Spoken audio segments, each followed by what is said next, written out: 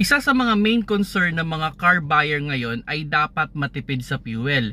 At isa sa mga advantage ng CVT transmission ay yung pagiging matipid niya nga sa fuel consumption. Although questionable pa yung kanyang reliability, pero sa ngayon dahil sa dami na ng pinuproduce na CVT transmission, sa dami na rin ng almost umaabot ng more than 100,000 kilometers na wala namang failure, so marami ng car manufacturer ngayon ang nagtitiwala sa CVT transmission.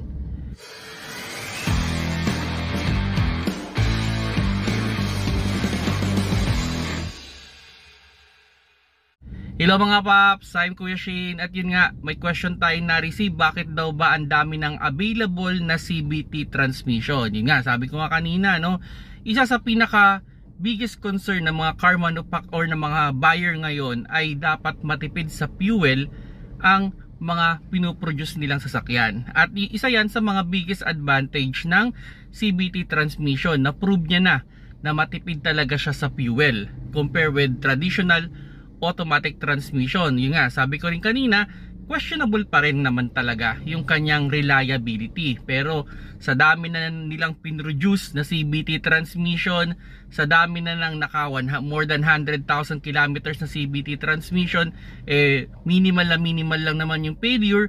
So nakita nila na may potential naman talaga, no? At yung kung mapapansin niyo, no, available na rin siya. Kung way back din, sabihin natin sa mga sedan, hatchback lang siya, pero ngayon even on 7-seater nagiging available na rin siya, kasi nga yung technology ng CVT transmission natin ngayon is mas okay na compared to talagang sa mga nauna pa na mga CVT transmission, ano. So ang pinaka-advice ko na lang sa inyo dyan, kung ang nakapili nyo sasakyan ay CVT transmission, siguraduhin nyo lang na i-properly maintain ninyo. Okay, isa sa mga pagkakamali dyan minsan is yung maling oil ang ginagamit. Pag ang inyong transmission ay CVT, make sure na ang oil na gagamitin nyo ay CVT. Okay, wag hindi ATF. Okay, kaya ang isang advice ko dyan, tas yun, may mga lumalabas din kasi mga peking oil, no.